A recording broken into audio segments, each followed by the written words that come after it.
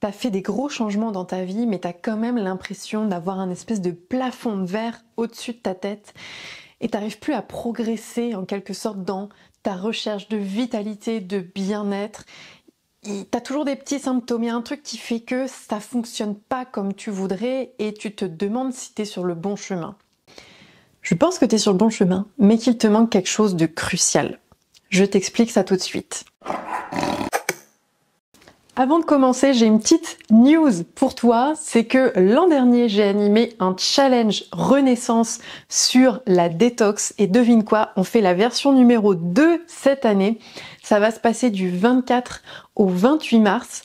L'idée, c'est pas de faire une détox comme on peut voir habituellement. Cette année, je voudrais te proposer quelque chose de complètement différent. L'idée est que pendant ces 5 jours de détox, on va s'attaquer à chacun des émonctoires de ton corps. Les émonctoires, c'est les portes de sortie des toxines. Donc, tu vois, les poumons, les selles, etc. Des choses ravissantes souvent. Mais c'est super important parce que si tu te lances en détox et que t'as pas travaillé sur tes émonctoires, ça peut être la cata. Donc si ça t'intéresse, rejoins-nous, le lien est en description ci-dessous. Ça me fera un grand plaisir de te voir, c'est juste gratuit. Donc profite, voilà, tout simplement pour apprendre des choses sur toi, pour faire des tests, pour expérimenter avec d'autres personnes, puisque c'est comme ça que aussi on s'entraide. Moi, c'est Ariane des Croquantes, je suis formatrice en alimentation végétale crue vivante et j'aide chacun à manger plus végétal, plus vivant, afin de récupérer un maximum d'énergie pour vivre ta meilleure vie. Alors, pour notre sujet du jour, aujourd'hui, on va essayer de comprendre pourquoi est-ce que tu ressens cette espèce de plafond de verre au-dessus de ta tête qui fait que tu n'arrives pas à aller plus loin dans toutes tes démarches de détox. Peut-être tu manges déjà en partie ou en grande partie, voire à 100% végétal, vivant, etc. Peut-être que tu as fait des séquences de jeûne, peut-être que tu as fait des semaines de détox, des cures, des purges, etc. Peut-être, voilà, chacun est différent. Peut-être tu as, testé tout un tas de choses dans ta vie pour aller plus loin. Tu fais des respirations, tu fais du yoga, de la méditation, voilà, que sais-je. Mais tu sens qu'à un moment donné, tu restes coincé. Il y a un truc qui cloche et t'arrives pas à mettre le doigt dessus. Pourtant, t'es curieux, t'as fait des recherches, il y a encore un truc qui te manque. Pour moi, la chose qui te manque, qu'on n'étudie pas dans les écoles de naturopathie ou pas assez, dont on ne parle jamais sur les réseaux, à part notre cher Thierry qui en a déjà parlé, et Pierre Dufresne qui en a fait sa spécialité, c'est quelque chose qu'on ne voit quasiment nulle part. Je vais aujourd'hui te parler de l'hormèse. L'hormèse, qu'est-ce que c'est ? La définition d'abord de l'hormèse, c'est quand tu mets ton corps dans un moment de stress, mais un stress court. D'accord ? Parce que les stress d'aujourd'hui, c'est des stress longs, tu vois, où t'as des trucs qui te turbinent dans la tête, qui te réveillent la nuit, qui t'empêchent de passer des bons moments avec tes proches, qui te met mal au ventre, etc. Tout ça, c'est des stress longue durée qui t'épuisent. Moi, je te parle d'un stress court, ponctuel. Ok ? Intense aussi. Il faut qu'il soit de haute intensité. Donc un stress court, intense. Suivi derrière d'une période de repos et d'intégration. Qu'est-ce que ça donne ? Tu vas voir ta capacité d'adaptation augmenter. Et si tu as suivi les dernières vidéos, la capacité d'adaptation, c'est la définition même de la santé, tout simplement. Ta capacité d'adaptation au monde, plus tu peux t'adapter facilement à tout ce qui t'entoure, à tout ce qui t'arrive, que ce soit au niveau émotionnel, digestif, etc., plus tu peux t'adapter facilement, plus ton niveau de santé et de vitalité est haut. Donc, si je résume, si tu mets ton corps dans des dispositions de stress court, intense, avec un moment de récupération derrière, donc récupération, c'est un moment de repos, ton corps, il va devenir plus fort et tu vas pouvoir encore mieux t'adapter et tu vas avoir des symptômes qui vont continuer de disparaître. Pour moi, c'est ça, c'est la clé, le truc oublié, le truc que personne quasiment n'utilise aujourd'hui, que tous les naturopathes et autres thérapeutes holistiques devraient absolument connaître. Alors comment est-ce qu'on fait en pratique ? Il y a plein de moyens de pratiquer l'hormèse, mais il y a 5 façons qui sont les plus connues et les plus simples à mettre en place. D'abord, je vais te parler de ce qui, moi, m'intéresse en tant que formatrice cuisine, c'est l'alimentation. Ou plutôt, du coup, par rapport à l'hormèse, la non-alimentation. J'ai déjà parlé de jeûne sur cette chaîne. Le fait de se mettre dans des circonstances de jeûne bref mais intense, c'est hyper efficace. Alors qu'est-ce que ça veut dire dans la pratique? Ça veut dire que plutôt que de faire un jeûne sur plusieurs jours, sur plusieurs semaines, etc., un jeûne long, thérapeutique, là c'est pas ça du tout l'idée, c'est tu vas, selon ta capacité bien sûr, soit tu sautes un repas, 2 repas, 3 repas, donc la journée potentiellement.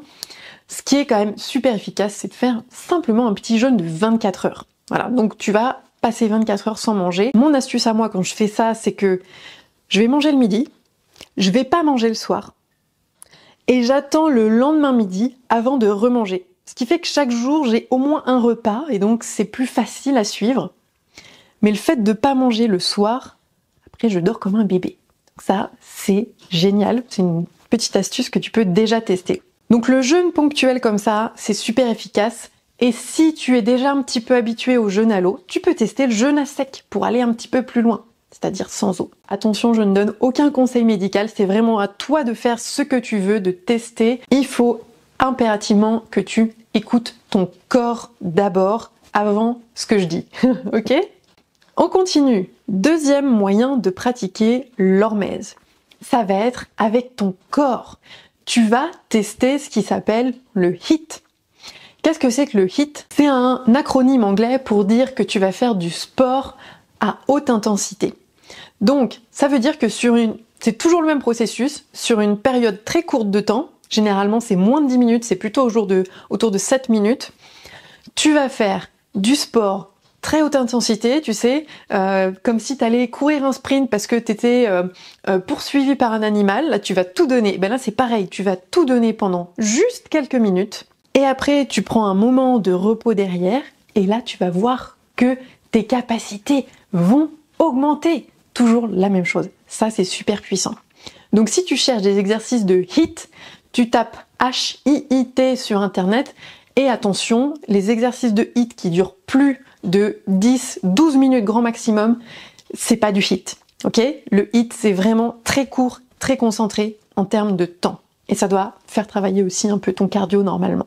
Troisième façon de travailler sur ton hormèse, ça va être de mettre ton corps dans des situations où il fait trop chaud. Tester des hautes et basses températures, c'est un excellent moyen de renforcer la capacité adaptative de ton corps. Je vois tellement de gens autour de moi, je suis tout le temps en train de discuter avec des gens qui me disent « je suis frileux, j'ai froid, j'ai tout le temps les mains gelées, j'ai les pieds gelés, etc. etc. » Moi, pour te dire, pour l'anecdote, j'ai passé un hiver en sandales, intégralement. Et ben, je peux te dire que j'ai renforcé énormément la capacité adaptative au niveau de mes pieds. Mais ça influe sur tout mon corps, mais en tout cas, mes pieds étaient plus résistants. C'était génial. Je reviens à nos moutons. Tu peux renforcer ta capacité adaptative en t'exposant au chaud. Qu'est-ce que ça veut dire? Le mieux, c'est d'aller faire des saunas, tout simplement. Mais si t'es pas trop sauna, déjà le hammam, c'est une super bonne étape. Mais du coup, il faut y aller un peu régulièrement si tu veux vraiment y voir un effet thérapeutique. L'adaptation au chaud, c'est génial pour toutes les personnes qui sont un peu fatiguées, déminéralisées, qui sont déjà frileuses, qui ont du mal à avoir de l'entrain, à aller de l'avant, etc., etc. Peut-être soit qui sont très fines, un peu déminéralisées, soit en surpoids, mais pas le côté j'ai de la pêche, plutôt le côté je suis fatiguée. Voilà, pour ce genre de personnes, ça va être super adapté. Et si tu as plus de vitalité, si tu as envie d'aller plus loin aussi, l'étape d'après, qui va être notre 4e méthode, ça va être l'exposition au froid. Donc quand tu vas t'exposer à des températures froides, tu vas voir aussi ton corps s'adapter et devenir plus fort. Qu'est-ce que ça veut dire? Alors le plus simple, c'est là on est juste à la fin de l'hiver, donc tu peux encore tester. S'il fait froid le matin, tu peux parfois sortir sans manteau. Alors je dis pas pendant 1 heure, je dis pendant quelques minutes. Tu peux sortir, si tu en as la possibilité, par exemple tu te mets nu dans ton jardin, nu sur ta terrasse pendant quelques minutes simplement, juste pour expérimenter la fraîcheur. Après, tu peux tester la douche froide, tu peux tester les bains froids en mer, en rivière, etc. Ça, c'est radical, mais pour moi, c'est vraiment une des meilleures méthodes pour aller chercher l'hormèse et aller chercher plus de vitalité. Ça fait des années que je pratique la douche froide, le bain froid régulièrement, j'habite au bord de la mer, donc dès que je peux, je vais prendre des bains froids. Comme je t'ai dit, j'ai fait une expérience d'être pieds nus pendant tout un hiver, et ça c'est phénoménal. Et en plus, ce que j'ai pas dit, c'est que quand tu travailles sur ton hormèse, tu travailles aussi sur toute ta capacité d'adaptation au sens large, c'est-à-dire au niveau émotionnel, au niveau psychologique, spirituel, enfin voilà, tout ça en même temps, puisque tout est lié, tout ça a plus de vitalité, s'améliore en quelque sorte. C'est magique. Ok ? Et dernière façon de travailler ton hormèse, qui est un peu plus avancée, je dirais, qui est essaye d'autres choses avant.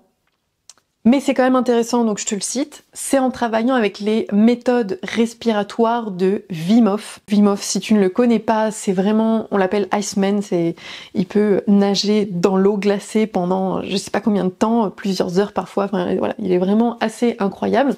Et donc c'est quelqu'un qui aujourd'hui inspire et forme beaucoup de personnes à être en excellente santé en se mettant dans des conditions de froid.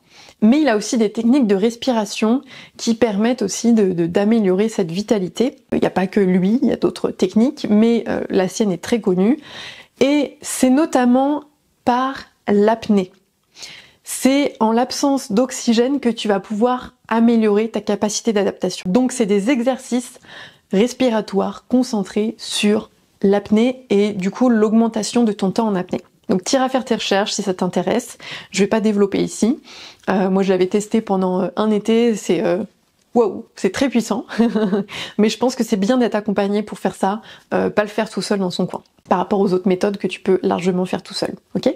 Voilà pour ce nouvel opus sur comment être en meilleure santé, avoir plus de vitalité, faire un bilan de soi sur son énergie. J'espère que cet épisode que j'ai un peu procrastiné parce qu'il y avait plein d'autres choses sur la table, mais en tout cas qui va vraiment t'aider, qui va te faire prendre conscience de tout ça. Et moi, la question que j'ai envie de te poser, c'est combien de fois par semaine, peut-être même par jour, est-ce que tu te mets volontairement dans des états d'hormèse pour pouvoir améliorer les capacités et la vitalité de ton corps?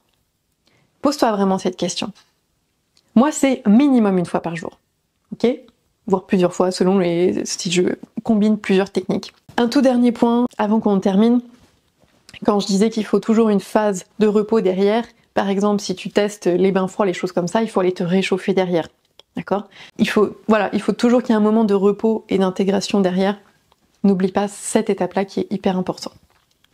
Je te souhaite une excellente journée et j'espère te retrouver sur le challenge Détox Renaissance. Donc tu as le lien juste en dessous, c'est un challenge de 5 jours pour voir la détox autrement.